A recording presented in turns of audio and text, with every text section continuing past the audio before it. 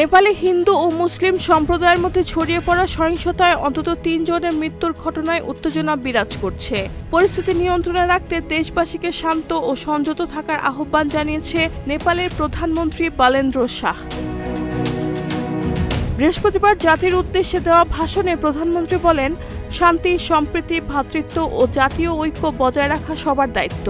একই সঙ্গে সংঘর্ষের ঘটনায় নিরপেক্ষ ও স্বচ্ছ তদন্তের আশ্বাস দিয়ে তিনি জানান, জড়িতদের দ্রুত শনাক্ত করে আইনের আওতায় আনা হবে।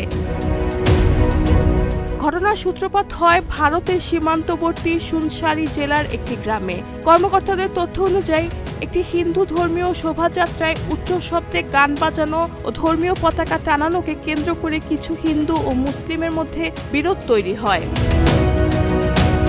এক পর্যায়ে পরিস্থিতি সহিংস রূপ নিলে পুলিশ ভিড় নিয়ন্ত্রণে গুলি চালায়। এতে 2 জন নিহত হন। পরে কারফিউ জারি করা হলেও বৃহস্পতিবার পাশের সিরাহা জেলায় একটি বিক্ষোভ চলাকালে আরও একজনের মৃত্যু হয়। নতুন করে সংঘর্ষ এড়াতে সুনসারি ও আশেপাশের কয়েকটি এলাকায় কারফিউ জারি রাখা হয়েছে। পুলিশ জানিয়েছে, পরিস্থিতি নিয়ন্ত্রণে মাঠ পর্যায়ে সদস্যকে সতর্ক রাখা হয়েছে। নেপালের মোট জনসংখ্যার প্রায় 80% হিন্দু সম্প্রদায়ের মানুষ। তবে দেশটির দক্ষিণাঞ্চলীয় সীমান্ত এলাকায় উল্লেখযোগ্য সংখ্যক মুসলিম জনগোষ্ঠীর বসবাস রয়েছে। সাম্প্রতিক এই সহিংসতা দেশটির সাম্প্রদায়িক সম্প্রীতি নিয়ে নতুন উদ্বেগ তৈরি করেছে।